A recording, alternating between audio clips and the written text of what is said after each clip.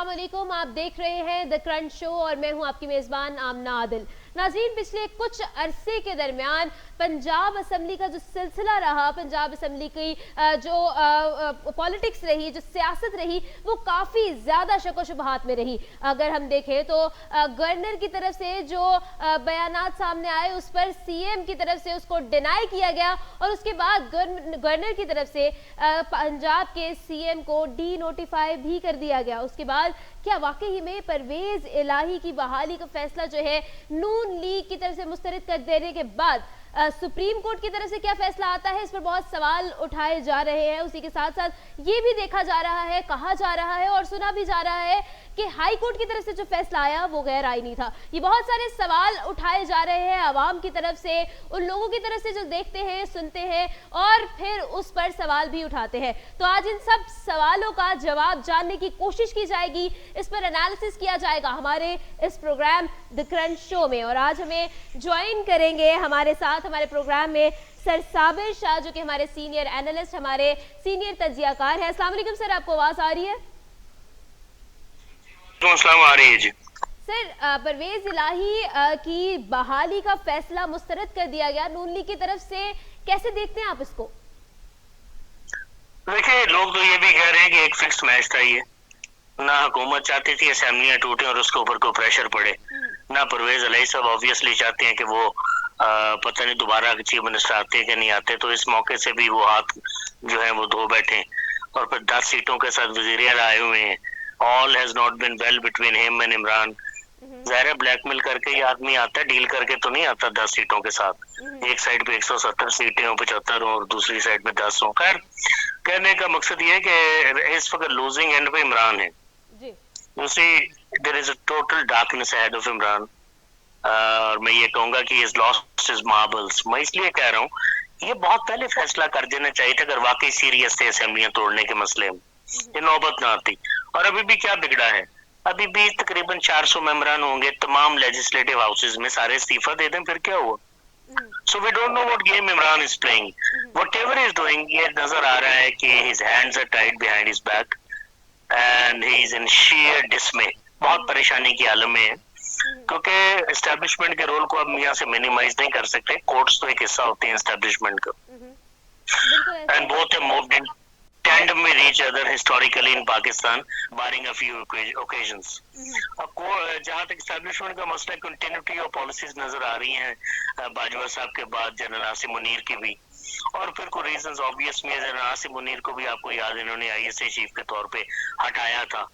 तो इंसान होता है जितना मर्जी नेक हो, कोई ना कोई चीज उसके ज़हन में आ जाती है। डीजीसी अपनी जगह पे है, डीजीसी आईएसआई अपनी जगह पे है, डीजी आईएसआई। तो अगर इमरान समझते हैं कि फौज इनके खिलाफ है तो फिर हालात तो फिर वही हैं, फौज तो फिर खिलाफ है अगर वो समझते हैं तो दूसरी बात ये है, सॉरी आपको इंटरप्ट कर दिया, हाई कोर्ट की तरफ से जो फैसला आया, लोगों की तरफ से ये कहा जा रहा है और यही सुनने में आ रहा है कि फैसला गैर आईनी था। लेकिन अगर हम देखें तो हमारे इदारे जो है वो आइन की रुगरदानी नहीं कर सकते। तो क्या कहेंगे इस बारे में, क्या वाकई ही में जो हाई कोर्ट की तरफ से फैसला था वो उसको किस तरह से देखते हैं आप? देखिए, मैं जाती तौर पर समझता हूँ there has been a lot of legal nonsense all around on media for the last 3 or 4 days। यहाँ इतना हाइप क्रिएट होती है, इतना शोर मचता है, 10 वकील उधर से 10 उधर से आ जाते हैं, 10 हाफी इंटरप्रिटेशन कर रहे होते हैं लॉ की, तो जिसने को समझ लो उसको समझने नहीं आती। अब देखिए ये गए क्या थे कि जी हमें डी नोटिफाई कर दिया जी गवर्नर ने, तो फैसला क्या हुआ था जी आप डी नोटिफाई ये ना करें, आप ये वापस ले लें, ये असेंबली नहीं तोड़ेंगे। और कहा जी हम असेंबली नहीं तोड़ेंगे। तो ये तो वहाँ इंश्योरेंसेस दे के आगे हाईकोर्ट ने तो एक मसालियती किरदार अदा किया है। अभी तो आइन पे बहुत बहस हो सकती थी, बट टू केस पे बहस हो सकती थी। और दूसरी बात मैं सुन रहा हूँ जी वो कॉन्फिडेंस वोट लेंगे परवेज इलाही, तो कल को लोग एक्सप्लेन कर गए तो क्या कर लेंगे? उनका दिमाग खराब है कि बड़ी मुश्किल से बहाल हुए, दोबारा कॉन्फिडेंस वोट की तरफ चले जाएंगे। तो ये तो इमरान खान को सोचने का मुकाम है। तरीके जहाँ तक गवर्नमेंट का ताल्लुक है वो आपके सामने बड़े सुकून से बैठे हुए हैं सेंटर में, उन्हें को फिक्र फाका नहीं है, कोई परेशानी नहीं है, अपॉइंटमेंट्स कर रहे हैं, ट्रांसफर्स कर रहे हैं, पोस्टिंग्स कर रहे हैं। मसला तो इमरान खान का कि पॉपुलैरिटी ग्राफ बहुत ऊपर है। और क्या ये इंटैक्ट रह सकता है इनकी डिस्क्वालिफिकेशन की सूरत में तोशा खाना केस में, या उनकी मुबैना बेटी है टिरियान, वो केस आगे बढ़ गया तो क्या होगा? तो मैं समझता हूँ 11 जनवरी बहुत दूर है, मुमकिन है अदालतों में इमरान खान के खिलाफ मामला तेज हो जाए। ये जो 2 केसेस का मैंने हवाला किया है, लेकिन तो सर यहाँ तो यहाँ एक पर एक दिन बड़ा कीमती होता है। जाए, आई एम सॉरी सर, यहाँ पर अगर देखा जाए तो सीएम को कुछ ज्यादा टेंशन लेने की जरूरत तो नहीं है यहाँ पे, क्योंकि अगर देखें तो पंजाब असेंबली में अक्सरियत तो बज़ाहिर तौर पर उन्हीं की नजर आती है, तो फिर आखिर ये यहाँ पर जो वो कदम अपने पीछे करे, ये इसकी वजूहात क्या है? इमरान खान की बात कर रही है? मैं पंजाब के परवेज इलाही की बात कर रही हूँ, वजीर आला पंजाब की। हाँ, तो उन्हें क्या जरूरत है टेंशन लेने की? टेंशन आई गुजर गई है, वो 2-2 4-4 दिन गुजारते जाएंगे कि जी खान साहब हम असेंबली तोड़ देंगे जब आप कहेंगे। और भाई तुम्हें तोड़ देनी चाहिए थी अगर इमरान खान की बात ही माननी थी। और मैं अगर तसव्वुर करूं इमरान खान सीरियस से तोड़ने में, तो आपने तो फिर उनकी बात नहीं मानी। लेकिन मैं यहाँ ये भी सोच रहा हूँ कि इमरान खान खुद भी सीरियस नहीं थे, शायद फेस से भी लेके निकले हैं अपने लॉन्ग मार्च से। करना होता तो दूसरे तीसरे दिन करते। खैबर पख्तूनख्वा तो आज ही तोड़ दे, उसमें क्या मजायका है? वहां तो कोई इनको ब्लैकमेल नहीं कर रहा, ये वहां भी ब्लैकमेल हो रहे हैं। क्या महमूद खान बात नहीं मान रहे? इनकी एमपीए बात नहीं मान रही? सारी चीजों के सवालात हैं जो पहले सामने आएंगे, तो फिर लीगल रैंगलिंग की बात होगी। ये सारे सवालात हैं, बंदे टूट तो नहीं गए थे, लोगों ने एक्सप्लेन तो नहीं करना था। तो इमरान को इतना आगे की जनाब ये तो आ गया, आपकी तरफ से भी कहा गया कि इमरान खान साहब और परवेज इलाही के दरमियान कुछ मामला जो है उनके अंदर जो है सवालात उठाए जा सकते हैं, लेकिन अगर पीडीएम में देखें तो क्या वहां पर भी पसे पर्दा कुछ चीजें चल रही हैं? उनके लिए बोनस है, डिविडेंड है, वो तो कोई एक्ट ऑफ नेचर होगा तो वो परेशान होंगे और इमरान जो है दोबारा अपनी साख बहाल कर सकेंगे। वहां उन्हें क्या मसला है? वो तो सारे बेल पे हैं, मुलजमान है अरबों रुपए के केसेस में, सीरियस केसेस में, और जिसको मेरे ख्याल काउंसलर की सीट नहीं मिलनी चाहिए थी वो गवर्नमेंट का हिस्सा है, उन्हें परेशानी की क्या जरूरत है? तो सर क्या लगता है कुछ पोशीदा मामला चल रहे हैं काफ लीग और पीडीएम के दरमियान में? काफ लीग और पीडीएम के दरमियान यकीनन बातें हो रही होंगी। और अगर मैं इसको स्पेसिफिक कर लूं, अगर थोड़ा सा इसको खास तौर पे परवेज इलाही की बात कर ली जाए, तो क्या लगता है कि इमरान खान की तरफ से क्या कदम पीछे किए जा रहे हैं और पीडीएम की तरफ जरा रुख किया जा रहा है? क्या लगता है इस बारे में आपको? जी ऐसा ही महसूस हो रहा है, क्यों नहीं। वो बैलेंस क्रिएट करने की कोशिश करेंगे, उन्होंने 2-4-6 महीने और रहना चाहते हैं वो सीट पे। ये बात तो तय है, मुझे कोई मुज़ायका नहीं है कहने में कि इमरान खान की तरफ से आइंदा परवेज इलाही और उनके साहबजादे को किसी इलेक्शन में सपोर्ट नहीं होगी, बिल्कुल नहीं होगी। तो वो पॉपुलर पार्टी है जी जी। लेकिन अगर काफ लीग की सपोर्ट उनको नहीं होगी, तो फिर अगर हम पीटीआई की जो है कारकर्दगी है या पीटीआई की जो एक उनका जो स्टैंड है वो कहाँ पर देखेंगे? ये पीटीआई तो बहुत बड़ी पार्टी है ना भाई, इसमें अभी भी सबसे पॉपुलर पार्टी है। इलेक्शन की फेयर हो जाए तो वो तो 2/3 मेजोरिटी ले जाएंगे, लेकिन वक्त के साथ साथ ये पॉपुलैरिटी बबल जो है ये फटना शुरू हो जाएगा, क्योंकि इमरान खान के खिलाफ केसेस सामने आना शुरू हो जाएंगे। पीटीआई का मीडिया सेल आगे बहुत वीक हो चुका है, गवर्नमेंट का propaganda it is working now after lapse of many months. और इमरान खान जो है वो खुद बताते खुद जो है इस वक्त बड़ी ट्रबलसम पोजीशन में है। और फिर अगर एस्टेब्लिशमेंट का मैं जिक्र करूं और ये तस्वर करूं कि वैसे ही रहेगी जैसे इमरान खान साहब कहते हैं कि बाजवा साहब मेरे खिलाफ थे, अगर ये भी खिलाफ हुए तो फिर कौन सा इलेक्शन और कौन सी जीत, ये बहुत ही दूर है अभी चीजें। तो यहाँ पर देख लेते हैं तो बिल्कुल ऐसे ही है। यहाँ पर मुझे बताइएगा कि पंजाब असेंबली की बात कर ले तो दोबारा से जो है नोटिफिकेशन जारी कर दिया गया है परवेज इलाही, लेकिन फैसला जो मुस्तरद जो है नून लीग की तरफ अगर हम बात करें तो मुस्तरद कर दिया गया। तो क्या लगता है कि पंजाब असेंबली की जो तहलील है उसका खतरा टल गया? बिल्कुल टल गया जी। नून लीग में ये भी तो हो सकता है ड्रामा कर रही हो, उस पर इल्जाम लग रहा है, और मैं भी सोच रहा हूँ कि मैच तो नहीं फिक्स था कहीं, तो ड्रामा कर रहे हो कि नहीं जी ये ठीक नहीं हुआ। कहानी तो 11 जनवरी तक चली गई है ना, गुफ्तगू जितनी मर्जी करती जाए आप, जितना मर्जी एनालिसिस करती जाए, कहानी तो 11 नवंबर तक 11 जनवरी तक चली गई है। बहुत ही बेवकूफ आदमी होंगे, बड़े प्रेशर में होंगे परवेज इलाही अगर वोट ऑफ कॉन्फिडेंस की तरफ जाते हैं तो इज कंफर्टेबली प्लेस्ड। बिल्कुल ऐसे ही, बिल्कुल सही है। सर मुझे ये बताइएगा कि जो गवर्नर की तरफ से स्टेटमेंट सामने आई थी, गवर्नर पंजाब की तरफ से जो स्टेटमेंट सामने आई थी उसके बारे में क्या कहते हैं? क्या वो एक आईनी स्टेटमेंट थी? देखिए बात ये, अगर आप इन स्टेटमेंट्स का जिक्र करें तो आपका जो ख्याल है कि वो जो दिल में वही बयान कर रहे हैं, जो सच है वही बयान कर रहे हैं, सारी सियासी स्टेटमेंट्स हैं। just to pacify and mollify their own voters. ये तो सारी सियासी स्टेटमेंट्स हैं। नतीजा क्या हुआ? जीरो। प्रोविजनल कायम है, तहलील जो है पोस्टपोन हो चुकी है, कब होगी कब नहीं होगी पता नहीं। इमरान खान से फिर वही सवाल है, भाई आप खैबर पख्तूनख्वा तो तोड़ सकते हैं अगर आप बहुत सीरियस हैं तो। सिंध से अपने आदमी विड्रॉ करें, नेशनल असेंबली वाले विड्रॉ करें, ये 400 आदमी आके सड़क पर बैठ जाए, कहानी एकदम बदल जाएगी। सर कंक्लूड करेंगे, मुझे बताइएगा क्या लगता है पीडीएम की जो हुकूमत है, क्या उसकी हुकूमत जो है पाकिस्तान के लिए एक बेहतर फैसला होगी, मुल्क के लिए एक बेहतर फैसला होगी? जी मुझे आवाज नहीं आई। सर आपके ख्याल में पीडीएम की हुकूमत क्या मुल्क की बेहतरी है? किसकी बेहतरी है? मुल्क की बेहतरी थी क्या पीडीएम के अंदर? सर आपको आवाज आ रही है? हाँ, नहीं मुल्क की बेहतरी किसने की है? इकोनॉमी गिरना शुरू हुई है, 40-50 साल पहले गिरती जा रही है। कर्जों पे आप चल रहे हैं, कर्जों पे आपका इन्हिसार है, कर्जे 130 अरब डॉलर से ऊपर फॉरेन कर्जे चले गए हैं। डेट सर्विसिंग के आपके पास पैसे नहीं है, तो कब तक आप ग्वादर पोर्ट को कैश कराएंगे, न्यूक्लियर बॉम्ब को कैश कराएंगे? यहाँ कौन सा कोई तेल निकला है? यहाँ कौन सी एक्सपोर्ट 60 अरब डॉलर पे चली गई है? यहाँ कौन सी रेमिटेंसेस 60 अरब डॉलर पे चली गई है? आपने कौन सी चीज प्रोड्यूस करना शुरू कर दी है? ऑयल प्रोड्यूस करना शुरू कर दिया आपने, पेट्रोलियम प्रोड्यूस करना शुरू कर दिया आपने, एडिबल ऑयल बना रहे हैं आप, कुछ भी नहीं कर रहे आप, सारी उम्र इंपोर्ट ही करते रहेंगे आप, और आपको ट्रेड जो डेफिसिट है वो बढ़ता जाएगा।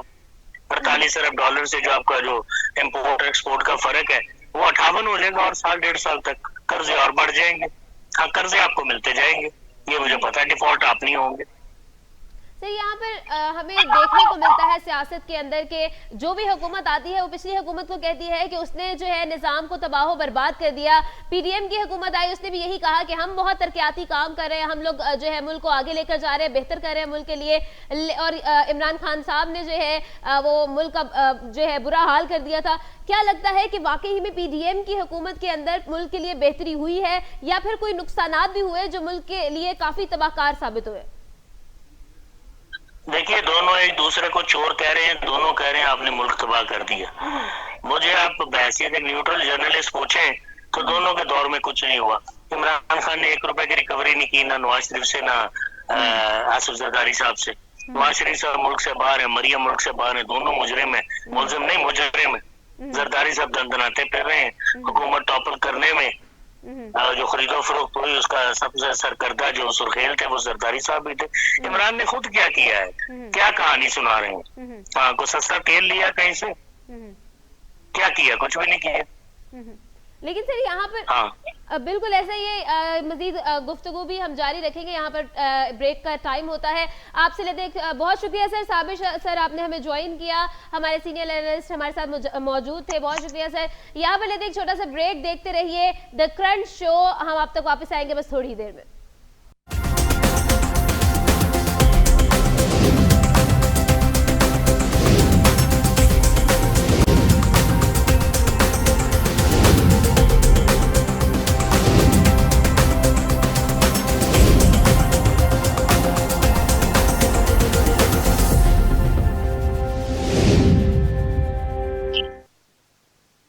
नाज़रीन, आप देख रहे हैं द क्रंच शो और मैं हूं आपकी मेजबान आमना आदिल। नाज़रीन, एक अहम खबर आज फिर अपने प्रोग्राम का हिस्सा बनाएंगे। IMF की तरफ से पाकिस्तान से मुतल्लिका माली साल की रिपोर्ट जो है वो जारी कर दी गई है, जिसमें वाज़े तौर पर यह कहा गया कि रुपए की कीमत में कमी वाक़ई हुई है और उसी के साथ साथ ज़र मुबादला ज़खायर, प्राइमरी बजट खसारे समेत 5 अहदाफ पर काम जो है वो पूरा नहीं किया गया है, जिसकी वजह से काफ़ी हद तक हमारे कौमी जो कर्ज प्रोग्राम है उसमें काफ़ी किस्म के जो मसाइल हैं वो सामने आएंगे और तोसी भी मुमकिन है जून 2023 तक। तो क्या वजूहात हैं? महंगाई में जो मामूली कमी हुई है उसकी वजूहात क्या है, और पेट्रोलियम मसनूआत में कमी आखिर क्यों वाक़ई हुई? उसी के साथ साथ ये भी जानेंगे कि आखिर करंट अकाउंट हमारा, पाकिस्तान का जो करंट अकाउंट है वो खसारे में क्यों है। ये बहुत सारे सवाल IMF की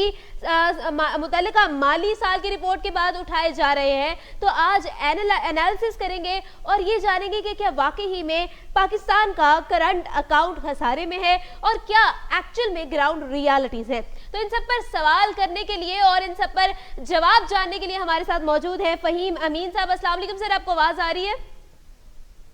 जी आ रही है जी आपकी आवाज।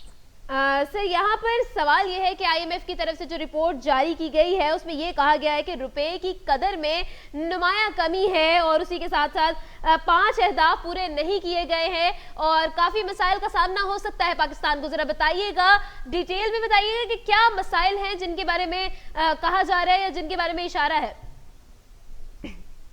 देखिए जी, ये आईएमएफ के साथ जो डील है ये पिछले तकरीबन 2 साल से चलती हुई आ रही है। और सबसे पहले तो ये डील जबकि गुज़िश्ता असम्बलियां जब आई थी जिसमें इमरान खान वज़ीर आज़म बने थे, तो उसके बाद से ही ये गूंज शुरू हो चुकी थी कि आईएमएफ के पास जो है वो जरूर जाना पड़ेगा, क्योंकि गुज़िश्ता जो 10-15 साल में जो पाकिस्तान की जानिब से अरबों डॉलर का कर्ज लिया है, एक तो उसका वापस करने का टाइम आ चुका था, कुछ दीगर जो माली मसाइल थे जिसकी वजह से आईएमएफ के पास तो जाना एक तय था।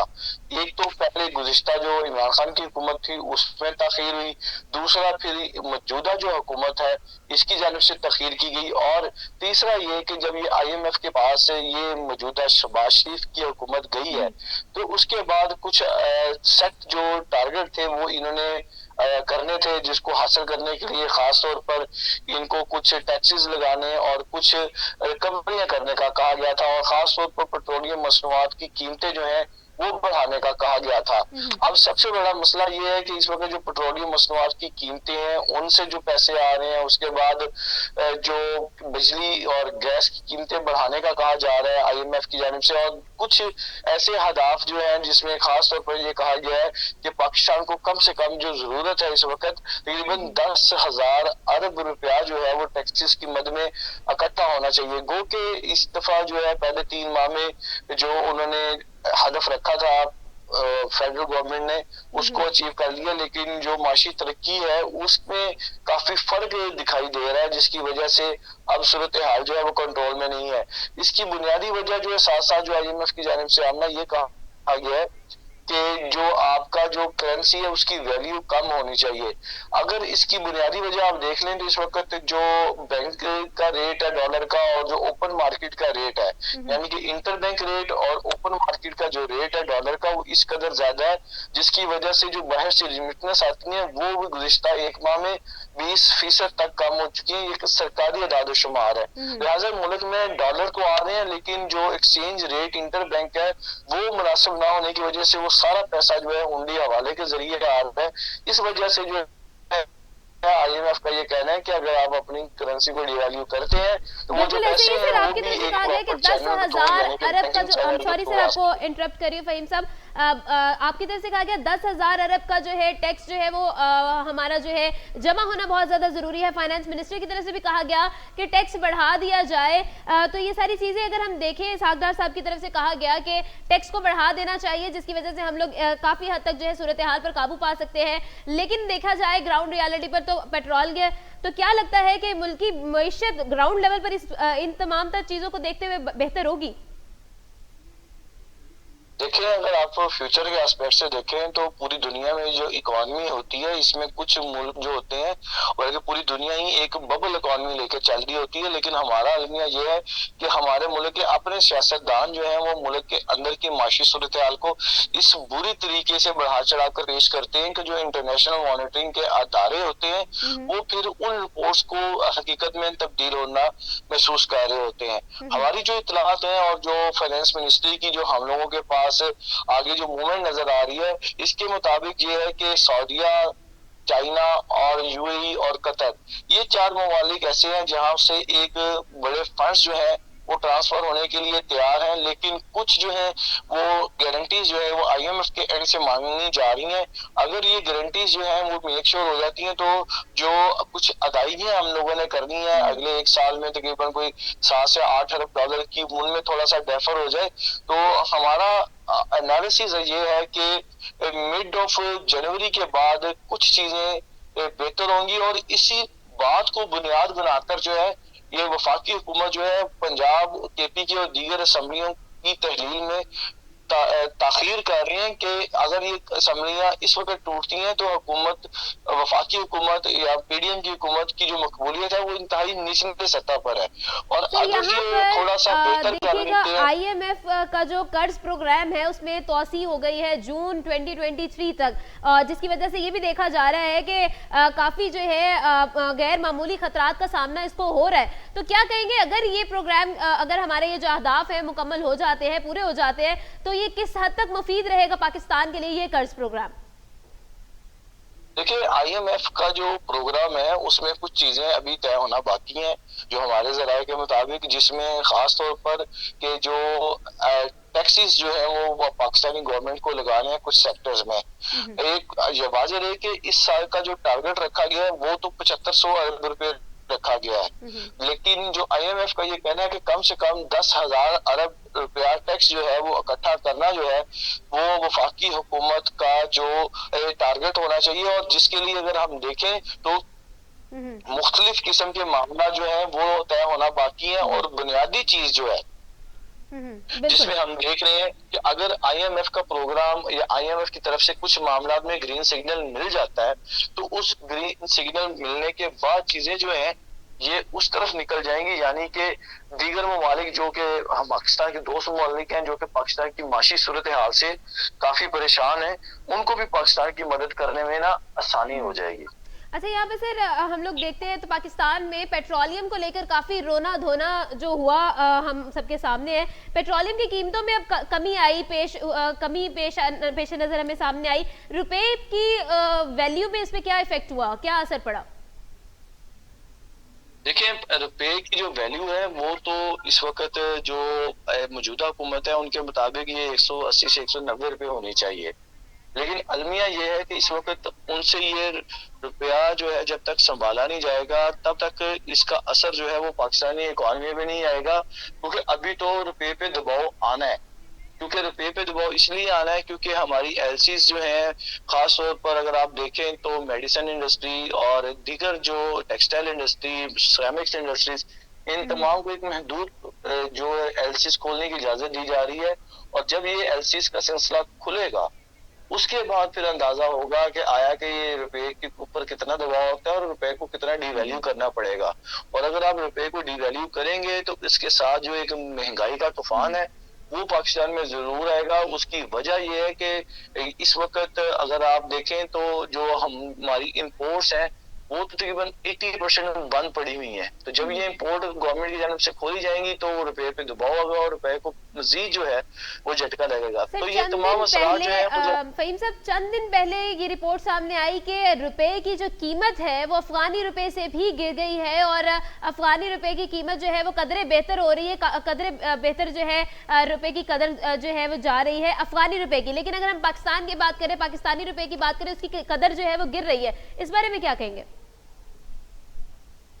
देखिए, ये पाकिस्तानी रुपए पे जो दबाव है उसकी बुनियादी वजह ही ये है कि इस वक्त अफगानिस्तान का जो बोझ है वो भी पाकिस्तानी रुपया ही बर्दाश्त कर रहा है, क्योंकि जो इंपोर्ट हो रही है अफगानिस्तान के लिए भी तो उसके लिए भी जो तमाम रुपया है वो डॉलर जो है वो पाकिस्तान से खरीदा जा रहा है। और इसीलिए गवर्नमेंट ऑफ पाकिस्तान ने कुछ पाबंदियां लगाई हैं जिसमें जो अफगानी शहरी हैं वो पाकिस्तान से कितने डॉलर जो है वो सालाना लेके जा सकते हैं। तो ये चीजें की जा रही हैं क्योंकि बुनियादी इशू ये है कि जो अफगानिस्तान में जो फॉल हुआ है, अमेरिकन फौज वहां से निकली है, उसके बाद वहां पे डॉलर की भी शदीद कमी है और वो कमी का असर जो है वो पाकिस्तानी रुपए पे भी पड़ता दिखाई दे रहा है। क्योंकि अगर आप अफगानी करेंसी की बात करें तो उसको अगर हम उस तरह वैल्यू नहीं कर सकते कि जो उनके पास इम्पोर्ट है, क्योंकि उनके पास तो जो भी आएगा वो फॉरेन रेमिटेंस के थ्रू आएगा और अफगानी खुद जो है वो भी अपने जो पैसे हैं वो पाकिस्तान के जरिए अफगानिस्तान बेचते हैं। तो जो अफगानिस्तान का जो फॉल है और उसके जो असरात हैं उसकी वजह से पाकिस्तानी रुपए पर काफी असर पड़ना शुरू हो चुका है। और इसके लिए आप देख सकेंगे तो गुज़िश्ता रोज भी जो है वो कोयटा में भी एफआईए की जानिब से कार्रवाइयां की गई थी जिसमें हवाले के जरिए जी सर, आईएमएफ की रिपोर्ट के मुताबिक अगर हम पाकिस्तान की बैरूनी पोजीशन देखें तो वो काफी गैर मुस्तहकम बताई गई और साथ में ये भी कहा गया कि करंट अकाउंट खसारे में है। इन सबको देखते हुए क्या वाकई में अब पाकिस्तान में दिवालिया होने का, डिफॉल्ट होने का खदशा बढ़ गया है? क्या कहेंगे इस बारे में? लेकिन पाकिस्तान डिफॉल्ट की तरफ तो नहीं जा रहा, लेकिन पाकिस्तानी इकोनॉमी और पाकिस्तानी डॉलर के ऊपर जो दबाव है अगले 1 से 2 माह तक तो जरूर बरकरार रहेगा। लेकिन मौजूदा सूरत हाल में हुकूमत की जानिब से अगले 1 से 1.5 माह के लिए तो उन्होंने चीजों को मैनेज कर लिया है। और अगर ये IMF के प्रोग्राम में तोसी हो जाती है और IMF कुछ नए फंड्स जो है वो यहाँ पर पाकिस्तान को दे देता है और खास तौर पर चाइना की तरफ से जो उनके कर्जे उन पर अगर कुछ रिलीफ मिलता है तो हमें ये लगता है कि सूरत हाल जो है ये जनवरी के बाद कुछ बेहतर होगी। और इसी के ऊपर वफाकी हुकूमत जो है वो उम्मीदें लगाई बैठी है कि अगर वहां पर सूरत हाल कुछ बेहतर होती है तो वो फिर जो है वो आवाम को कुछ रिलीफ मजीद कुछ देंगे, क्योंकि इस मौजूदा सूरत हाल में जो 10-12 रुपए का जो पेट्रोलियम मसनूआत की कीमतों में कमी का रिलीफ है उसके बाद कुछ हुकूमत की साख जरूर बेहतर हुई है। लेकिन अब जो आगे टारगेट जो इनको IMF की जानिब से बिजली की कीमतों में इजाफा और गैस की कीमतों में इजाफे का दिया गया है वो एक इनके ऊपर दबाव है जिसको रोकने के लिए इनकी कोशिश है कि कुछ ऐसे इकदाम किए जाए। क्योंकि अगर आप बिजली की कीमतें नहीं बढ़ाते तो सीधा सीधा आपको 700 अरब रुपए का खसारा होगा, फिर डेफिसिट उसमें फर्क पड़ेगा। उसके बाद यही सूरत हाल आपकी जो अगर पेट्रोलियम मसनूआत की कीमतों में आप लीवी को 50 रुपए से कम करते हैं, क्योंकि ये आपका IMF के साथ मुआहदा है कि कम से कम पेट्रोलियम मसनूआत की कीमतों में 50 रुपए लीवी आपको रखना पड़ेगी। लेकिन उनकी कोशिश यही है कि किसी तरीके से अगर आप रुपया को थोड़ा सा मुस्तहकम कर देते हैं तो उसके जरिए जो है वो पेट्रोलियम की मसनूआत की कीमतें कुछ नीचे जरूर आ सकती है। अच्छा सर, IMF की मार्केट बेस्ड जो एक्सचेंज रेट है उसको बरकरार रखने पर जोर दिया गया है। ये कहा गया है कि समाजी तहफ़्फ़ुज़ और तवानाई के शोबे को मजबूत भी बनाया जाए और उसी के साथ ये भी कहा गया कि टैक्स रेवेन्यू और ज़र मुबादला ज़खायर में भी इजाफा किया जाए। इस बारे में क्या कहेंगे? पाकिस्तान की तरफ से किस तरह के इकदाम किए जाएंगे और किस तरह से इस चीज को यकीनी बनाया जाएगा?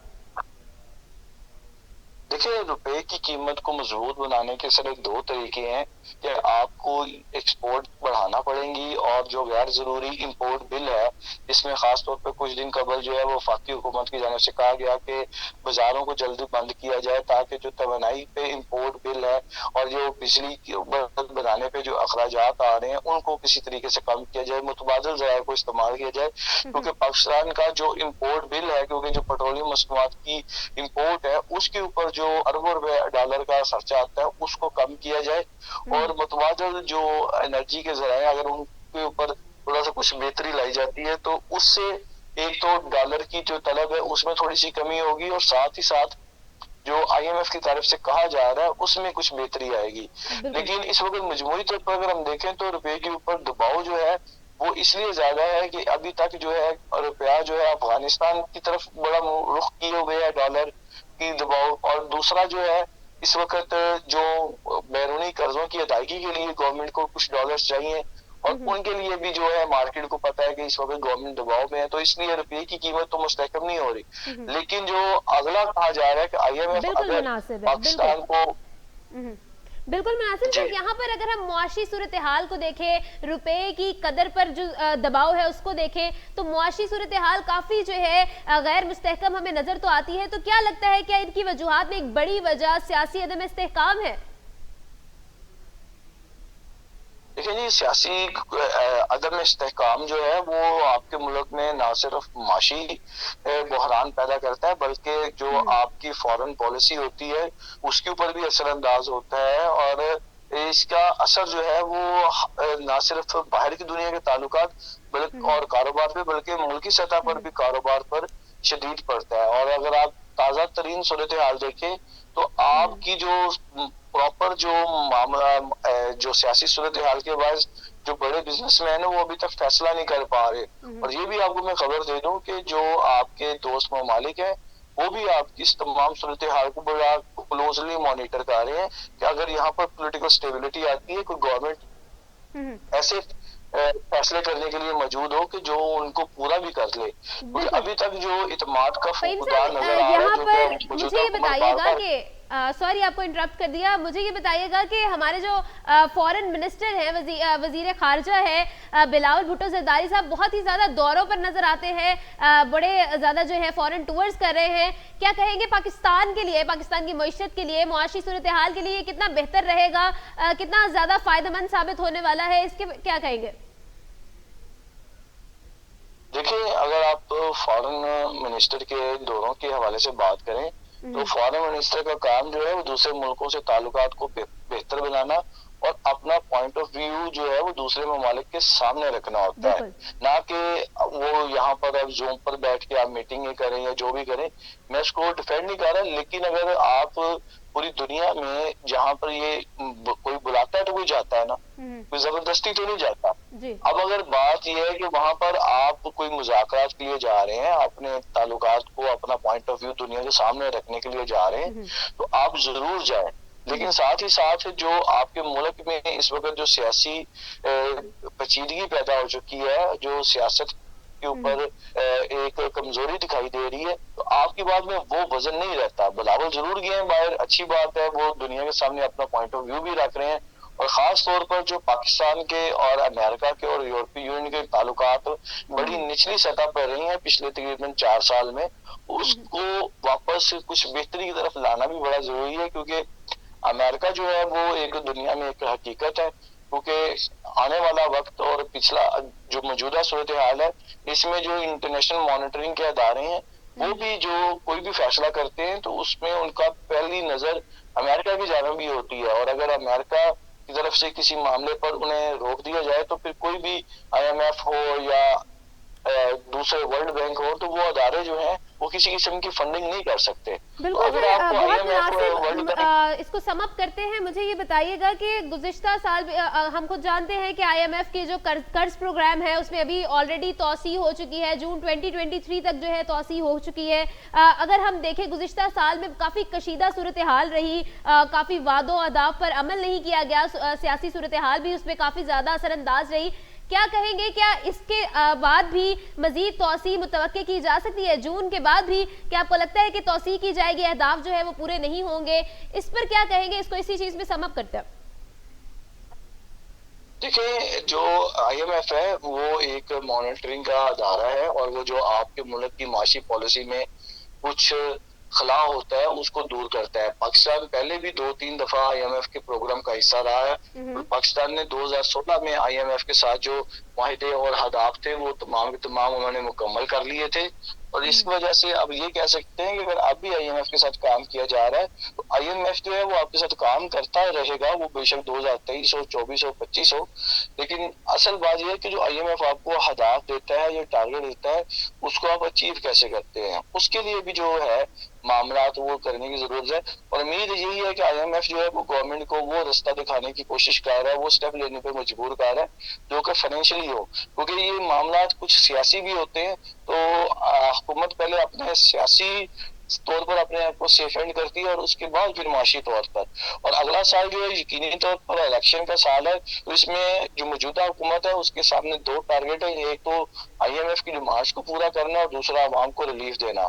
ये सालदार के लिए एक चैलेंज होगा कि आया कि वो इन दोनों चीजों को किस तरह बैलेंस करके चलते हैं, क्योंकि अगर यही सूरत आ रही है और IMF की जो डिमांड्स हैं अगर उसके ऊपर अमल दरामद करते हैं तो आवाम को नाराज करेंगे, जो कि उनके मुस्तकबिल के जो इलेक्शन आ रहे हैं उसके लिए फिर उनके लिए काफी नुकसानदेह होंगे। बिल्कुल ठीक है फहीम साहब, बहुत शुक्रिया। मजीद भी आपसे गुफ्तगू करेंगे और पाकिस्तान की मजीद सूरत हाल जो है उस पर भी गुफ्तगू की जाएगी। यहाँ पर वक्त होता है एक छोटे से ब्रेक का, लेते हैं एक छोटा सा ब्रेक, आप तक वापस आएंगे बस थोड़ी देर में। देखते रहे द क्रंच शो, आप तक वापस आते हैं एक शॉर्ट ब्रेक के बाद।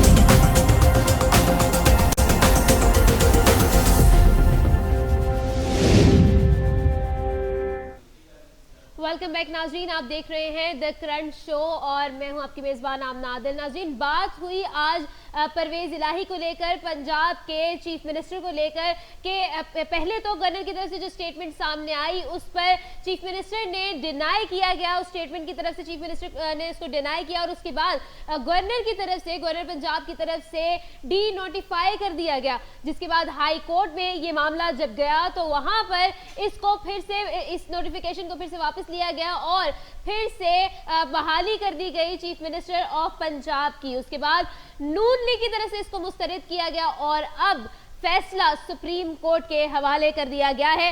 क्या फैसला होगा, बहाली होगी, पंजाब हुकूमत कहां जाएगी, किस जगह पर जाएगी और क्या होगा इसका मुस्तकबिल, ये तमाम तर फैसले अब सुप्रीम कोर्ट पर मुनहसर है और क्या होगा क्या नहीं होगा ये जानने के लिए हमें इंतजार करना होगा 11 जनवरी का।